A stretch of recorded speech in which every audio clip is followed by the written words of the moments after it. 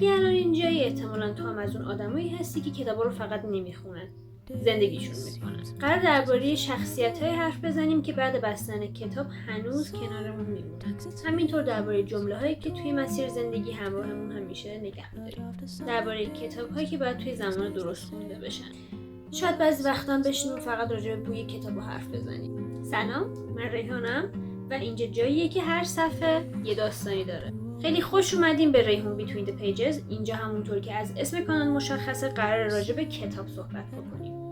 قرار نیست فقط خلاصه کردن کتابو براتون باشه، قرار راجع به شخصیت‌ها حرف بزنیم. اگه مثلا فلسفی بود راجع به بحث‌های فلسفی و اگه یه کتاب روانشناسی باشه میتونیم راجع به چیزایی که بهمون یاد میده صحبت بکنیم. راجع به زمانبندی ویدیو هنوز خیلی مطمئن نیستم، ولی سعی میکنم هفته یه ویدیو رو حداقل براتون بذارم و یک کتابی که خوندم رو براتون تشریح کنم. درباره ویدیو بعدی بگم که قرار کتاب قدرت شروع ناقص از جیمز کلیر رو با هم دیگه بهش صحبت بکنیم و بگیم که چه چیزایی بهمون آموزش میده که در مسیر زندگی بهمون خیلی کمک میکنه.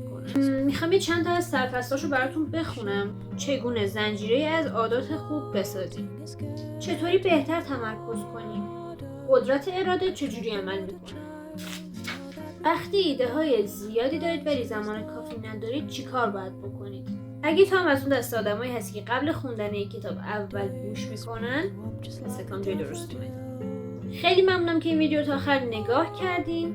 ویدیو بعدی رو از دست ندین که قراره یک کتاب خیلی خیلی خوب رو بهش صحبت بکنیم و خیلی چیزها ازش یاد میگیرین که مطمئنم تو زندگی خیلی به دردتون میخوره.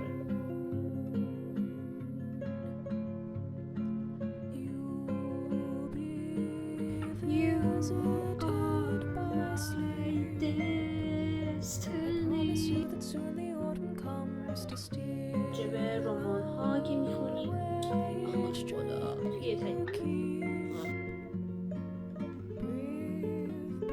کاش میتونستم بوشو بهتون نشون بدم توی ویدیو ولی نمیشه، بوی آلبالو میده.